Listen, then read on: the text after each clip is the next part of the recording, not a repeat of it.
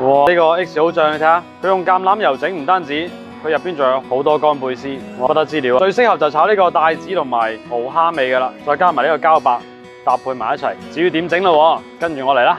貝肉解咗凍之後就 OK 啦。仲有呢個都係半熟嘅蠔蝦肉嚟嘅，咁佢嘅口感亦都好 Q 彈。切啲薑片、蒜片同埋膠白，咁樣切成一個咁樣菱形。呢個葱倒最後尾起鑊，仲有少少線椒，紅線椒搭顏色嘅。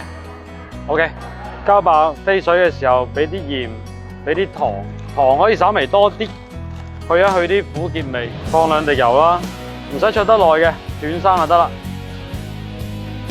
嗱，咁灼好咗就要夾一夾翻出嚟啦。熱鑊凍油，先炒香啲蒜片同埋薑片先。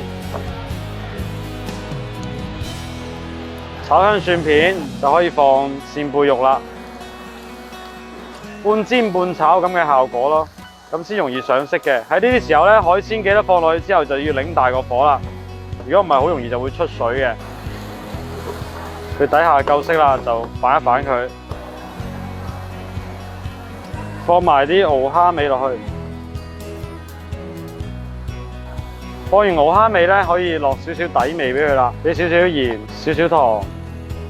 里脊係靈魂所在，佢嘅香味來源於小麥，我聽講。真嘅，我研究喎。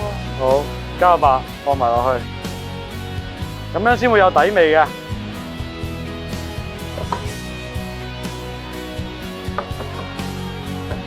喺呢個時候咧，就可以俾啲 XO 醬落去啦。係咪好多乾貝肉啊？放咗 XO 醬落去，攪勻，等嗰個 XO 醬嘅味道出一出嚟，跟住可以埋芡㗎啦。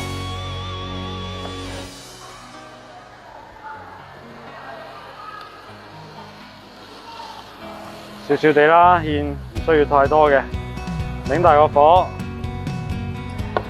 放埋線椒、葱倒。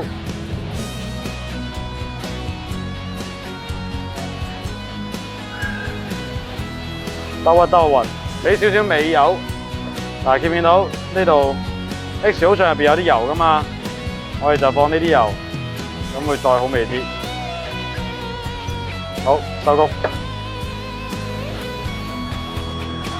正到爆啦！你睇下，咩顏色都有，紅、黃、藍、綠。有啲 XO 醬好香噶，唔知你聞唔聞到啦？我就聞到好香啊！呢兩種嘅口感好搭配咯。好似蠔蝦肉嘅話，佢係有啲 Q 彈嘅口感嘅。貝肉就係鮮甜，加埋膠白，就變咗係一個營養搭配都比較均衡嘅菜啦。呢個放上面，等我幫大家試下味啦，真係好香 XO 醬味。膠白呢啲咁齋嘅嘢留翻俾其他人，我試啲肉嘅就得啦。哇，好香！